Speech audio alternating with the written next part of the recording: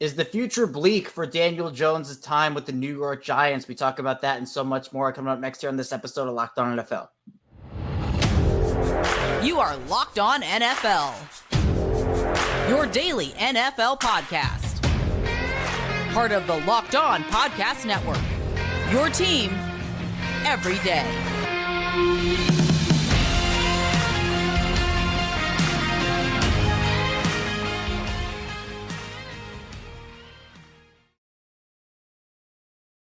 Welcome into another edition of the Locked On NFL podcast, part of the Locked On Podcast Network, your team every day. I'm your host, Kevin Ostraker. I'm the host of Locked On Ravens, one of the many NFL experts here on our network. Locked On NFL is free and available on all podcasting platforms. That includes in video form on YouTube and anywhere you get your audio podcasts in audio form. And thank you for making Locked On NFL your first listen each and every single day. Today's episode of Locked On NFL is brought to you by LinkedIn. LinkedIn jobs help to find the qualified candidates you want to talk to fast. About your job for free at linkedin.com/LockedOnNFL. That's linkedin.com/LockedOnNFL to post your job for free. Terms and conditions apply. We are back after Sunday's Week 9 action, and there's plenty to talk about. We'll first talk with Patricia Traina of Locked On Giants about some New York updates, including Daniel Jones and his injury. Now, at the time of this recording, we don't know officially if he tore his ACL or if it's just another injury, but we will dive into the latest updates we have with Patricia about that. And if Daniel Jones could be done in New York if it is a serious injury. We'll then talk about the Houston Texans with John Hickman of Locked On Texans. We'll get into CJ Stroud in his incredible game against the Tampa Bay Buccaneers. And then finally, we'll move into the Chicago Bears with Lorin of Locked On Bears. Talk a bit about the Bears' future and what it holds, especially after the Montez Sweat deal and extension. So without any further ado, let's first get into our conversation with Patricia Traina of Locked On Giants.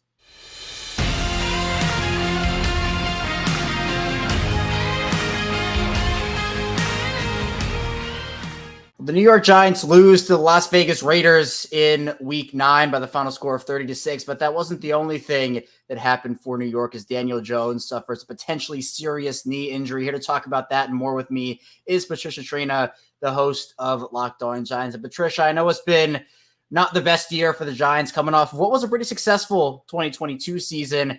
This whole thing with Daniel Jones, though, throws a cloud over the Giants for this year, and obviously if it's a serious knee injury, potentially next year.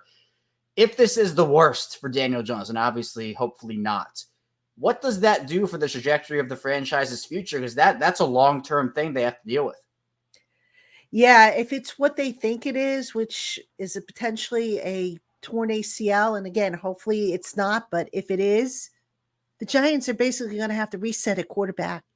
It's that simple. I mean, look, the injuries haven't been Daniel Jones's fault. But there have been other factors, which you can say, maybe point to the fact that he's not the guy moving forward. And I think the Giants realized that when they signed him to the contract that they did by allowing themselves an escape hatch after 2 seasons. So, it just right now, the Giants, if the season were to end today and the draft were to be like next week, the Giants would draft, I think, 4th. So if they can't get a franchise quarterback at that spot, then that's the problem. And I think, unfortunately for Daniel Jones, look, he gave it his all. It's unfortunate, but they're going to have to move on from him. They just can't have an injured guy. They can't have a guy who seems to be stuck in neutral with regards to making his reads and some of the mistakes. I mean, there were a couple throws that he missed, including one that he had a touchdown. Had he made it, they just can't have this moving forward. And it looks a little different in New York because, Patricia, they extended him last offseason, obviously rewarded him with the play that he had last season. So what does it look like for the Giants financially if they do decide, Daniel Jones is not the answer, the injury is too much? What does it look like for them in terms of trying to move off of him? Yeah, I think first off, I want to just say, I think the reason why they extended him in part was because they were drafting so low in the order that really they didn't feel they had a choice, which could be why they set up the contract the way they did to get out of it after 2 years. So that being said, they would be on the hook for some dead money. And it would be a significant amount if they tried to get out of it after this year. I don't think they will. I think what will ultimately happen is if Jones has that ACL injury, he'll look to rehab. He'll look to, have the surgery. Meanwhile, the Giants will draft a young quarterback, assuming that they stay in the top, 5-7 spots. I think they will add another veteran, whether that be bringing back Tyrod Taylor, Matt Barkley, or whatever. And we will have a situation kind of like what we had in 2004 when Kurt Warner kept the seat warm until Eli Manning, the young rookie at the time, was ready to go. And for the Giants, with the year they had last year, Brian Dable did one heck of a job, Don Martindale, that whole staff. But this year, with them being 2-7, has your tune kind of changed at all, Patricia, on Brian Dable and his staff maybe being the long-term answer there? Is it too soon to kind of say anything just based off of the injuries they've gone through? And if this is a serious knee injury for Daniel Jones, would it not be fair to judge Brian Dable for this year? I mean, look, Brian Dable has made some decisions that have left me wondering what the heck he's thinking.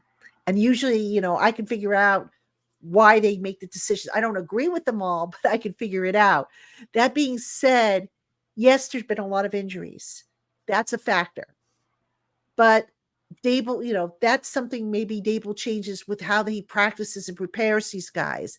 The other thing is Dable, if you look at the roster, how many guys can you honestly say are Dable's guys and Shane's guys? A lot of these guys, remember the core they inherited from the previous regime.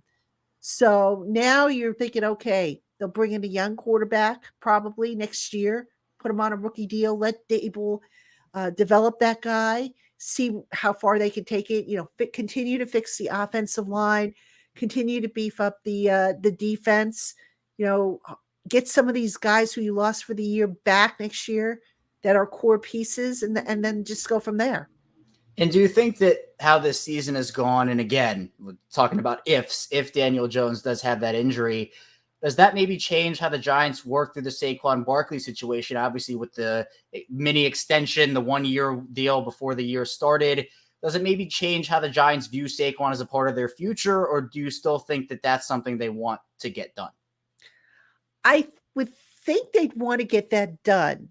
And I think, because Saquon had the ankle injury earlier in the year, maybe he loses a little bit of bargaining power. But then you can also say, well, he is the offense now, especially with Daniel Jones likely not going to be playing much, if at all, the rest of this year. That being said, you got to remember, if they do go and add a rookie quarterback next year, do they maybe look to get rid of Daniel's contract to where they can afford to keep Saquon? Or maybe Saquon says, okay, you know what? I'm another year older. I had another lower body injury. So maybe I won't look for 14 million or 15 million a year. Maybe I'll go with 11. A lot of things can happen there.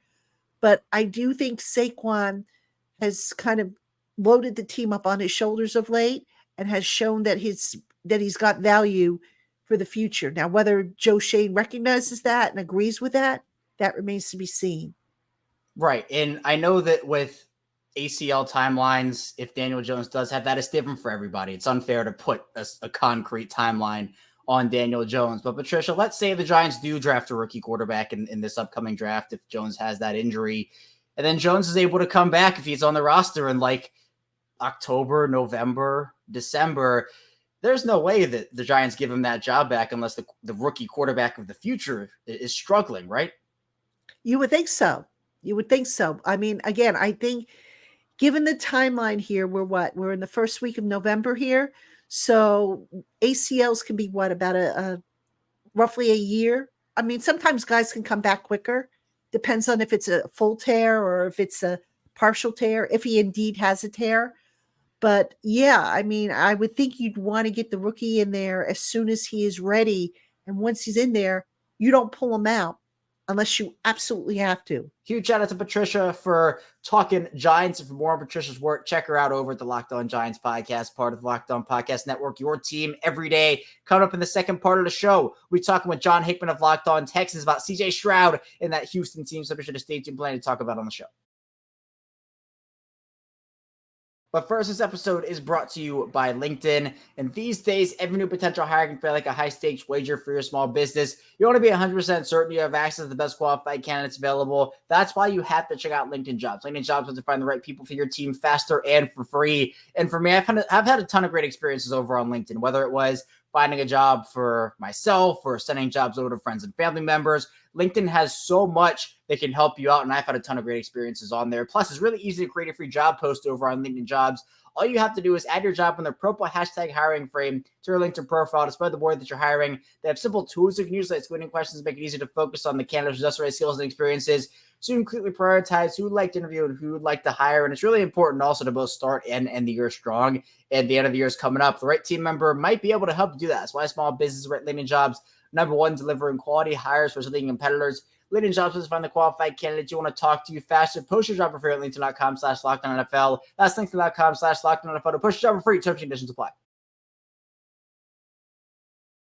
We're back here, our second segment of Locked On NFL. Kevin Oestreicher still here with you. We just talked with Patricia Traina of Locked On Giants about Daniel Jones and the Giants' future. But now let's get into who is probably the Houston Texans' future, and CJ Stroud with John Hickman of Locked On Texans. The Texans coming out with a huge win over the Tampa Bay Buccaneers in Week 9. Let's talk about it now.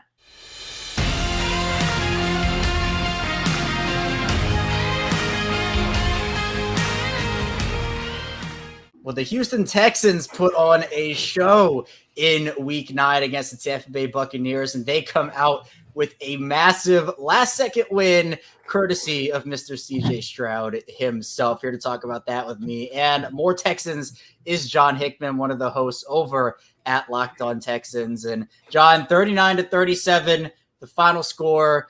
CJ Stroud gets it done in the final minute. How did he pull this game out for Houston?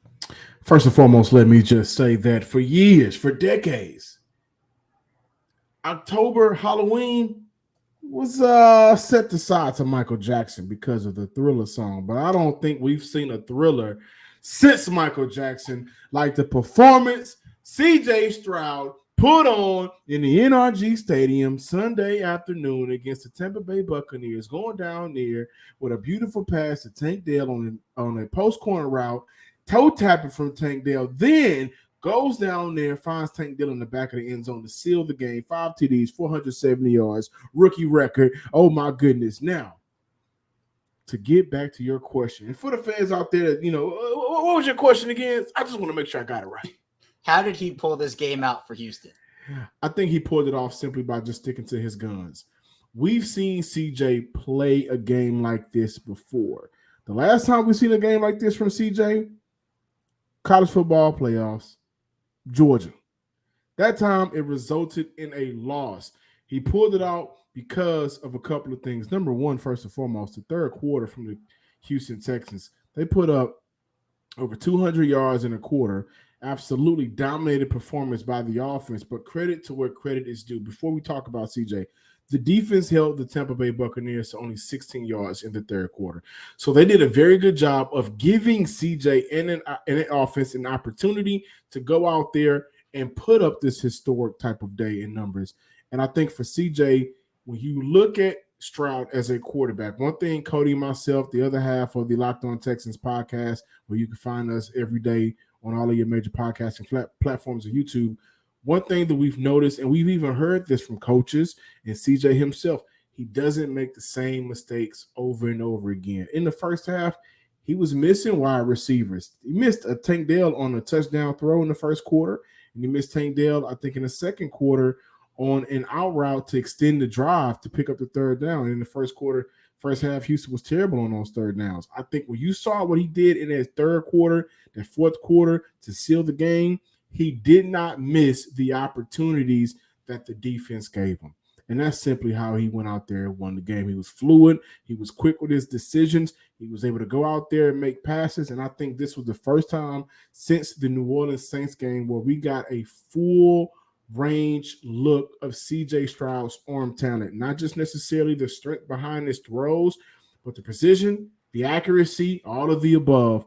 That's how he was able to go out there and win that game. It all started in the third quarter. They took advantage of those defensive mistakes by the Tampa Bay Buccaneers. And from there, history was made. Yeah, he had one heck of a game. But John, based off of this game and honestly what you've seen from him over the first 9 weeks of the season, where is he compared to what you thought he would be right now? Maybe, start of the year or preseason. Has he exceeded those expectations for you? He came into this game with 9 touchdowns, only 1 interception. He leaves the game with 5 touchdowns, no interceptions, although you can count the 2-point conversion. So now he has 14 on the year, 1 interception. And to be completely honest with you, Kevin, and all of our Locked On NFL podcast listeners right now, he has met the expectations that I already had for CJ Stroud. Coming into this season, we went through the whole draft process. Can he or can he not, do well at the NFL level because of an S2 test? Was it the Ohio State offense or was it CJ? I think we can put both of those questions to bed because we're seeing an Ohio State offense kind of struggle at times with their quarterback, and they didn't have an issue last year. We saw the entire national media kind of look down upon CJ Stroud because of an S2 test, and he responded with, I don't take tests, I play football. These are some of the things that when I sat down and I watched CJ Stroud, because I also had a vendetta against him because he was an Ohio State quarterback. But I said, you know what? Take this season, his last season last year, and watch him. And I did. And what he's doing this year, did I see the 1 interception? No, I did not. I didn't see many interceptions, which he hasn't thrown, but he has fit into exactly the narrative that I thought he would. He was going to be an accurate quarterback. He was going to elevate the players around him. He was going to be the savior of this Houston Texans franchise at their quarterback positions. Check, check. And after today, check. And there's so much that you can say about him and just the future of this franchise. They drafted him to be the future of this franchise. Where are you in terms of how this team can continue to build around CJ as his career continues? They already have Tank Dell. They have a couple of weapons, but there is the opportunity for more. So what do you think CJ's ceiling is with more weapons? A Super Bowl winning champion for this team. I'm not going to try to bring advanced stats into it. I'm not going to say, well, this is what he can do. No. Houston has the guy to build off of.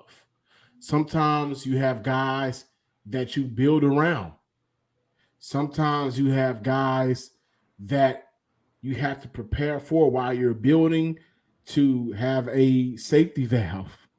CJ is a guy at that quarterback position that you build off of. Cornerstone piece for the youngest franchise in the NFL right now, only 21 years old, I think, for the Houston Texans, dating back to 2002. And we saw this. We said the same thing with Deshaun Watson. We know how that ended up. CJ is the quarterback, I believe, wholeheartedly, to bring a championship to the city of Houston for a franchise in the NFL. And I think he's the one. Major shout out to John. A lot to be excited about over there. And for more on John's work, check him out over at the Locked On Texans podcast, part of Locked On Podcast Network, your team every day. Coming up in the final part of the show, we'll be talking with Lorin of Locked On Bears about that Chicago team and especially that Montez Sweat deal. So be sure to stay tuned. Plenty to talk about on Locked On NFL. But first, this episode is brought to you by FanDuel. And you can score early this NFL season with FanDuel, America's #1 sportsbook. And right now, new customers get $150 in bonus bets with any winning $5 money line bet. Again, that's $150 if your team wins. If you've been thinking about joining FanDuel for a while, there's no better place to get in on the action than right now. And the app is super easy to use, too. It's a great experience. There are a wide range of betting options over there, including spreads, player props, over-unders, and more. So maybe in that Texans game, you bet the CJ Stroud overs. I think you're a happy person if you bet those over on FanDuel. He definitely delivered for you. You can visit FanDuel.com/lockedon and kick off the NFL season. FanDuel, official partner of the NFL. We're back here, our final segment of Locked On NFL. Kevin Ostraker still talking with you here. Again, thank you so much for making Locked On NFL your first listen each and every single day. We are free and available all podcasting platforms, video form on YouTube, audio form wherever you get your podcast. But let's get into our Chicago Bears talk now with Lorin Cox. They traded for Montez Sweat at the deadline for a second-round pick. They're a 2-7 football team after losing in Week 9, but we'll talk about what the Bears' future could hold now.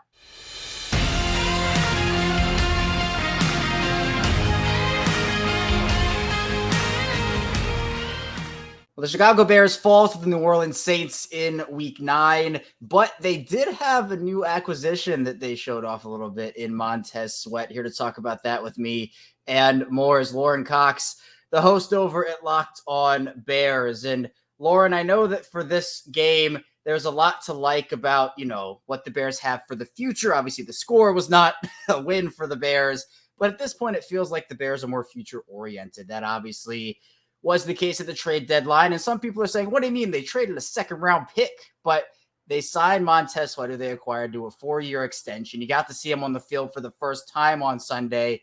What were your takeaways?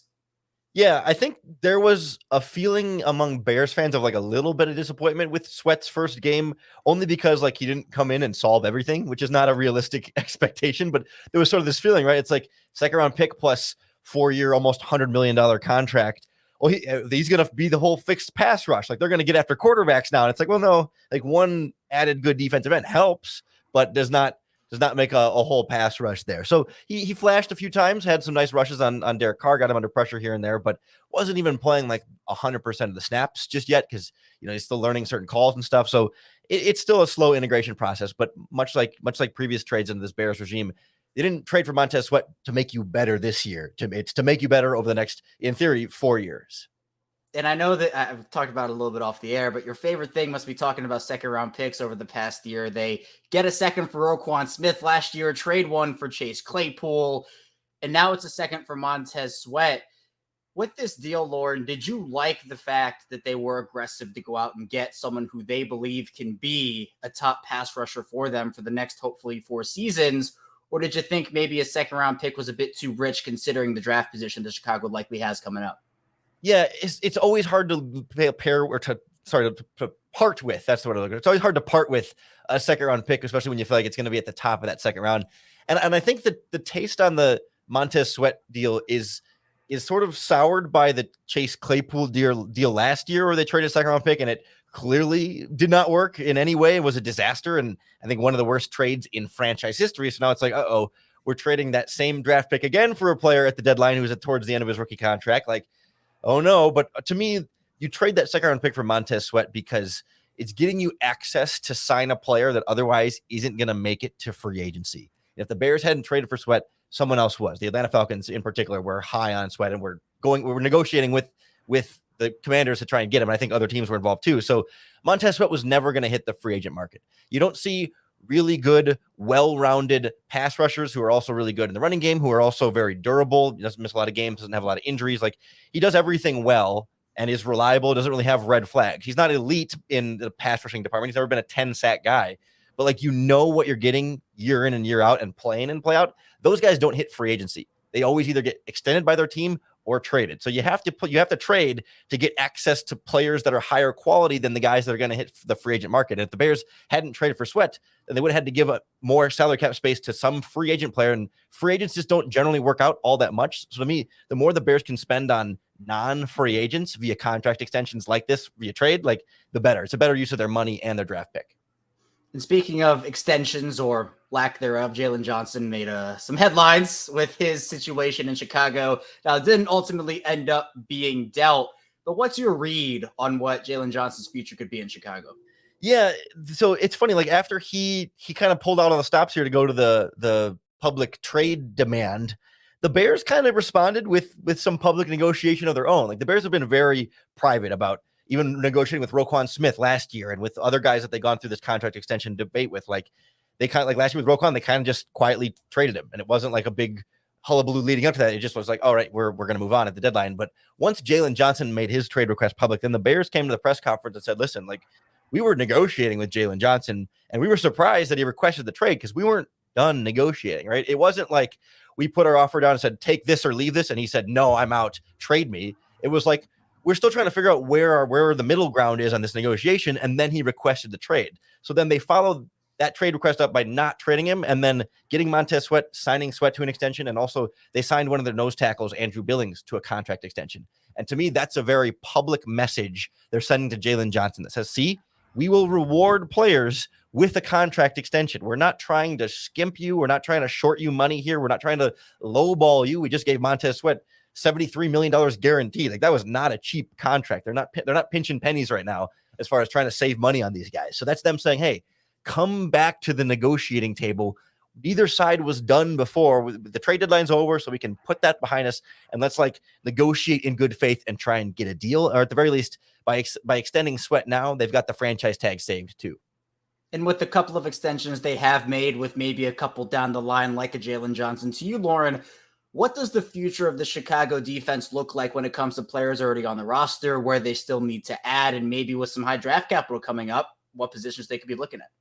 Part of it's going to depend on what defensive scheme they're running and who's coaching them, because that's sort of the big elephant in the room here is like we start to talk about the Bears' future and, you know, with the coaching staff and stuff. And, you know, they're 2-7 right now. And unless they have some miraculous turnaround and finish 10-7 or, you know, something like that, Matty Eberflus and company are probably going to get fired. And so then it's a new coaching staff. And is it a new scheme? And do they target a different kind of player there? I mean, priority number one is still going to be pass rush. Even with Montez Sweat, like they need more quality players to get after the quarterback. That's their number one weakness. They signed linebackers last year. They're pretty set there. And their cornerbacks are a bunch of second-round picks to keep that theme going.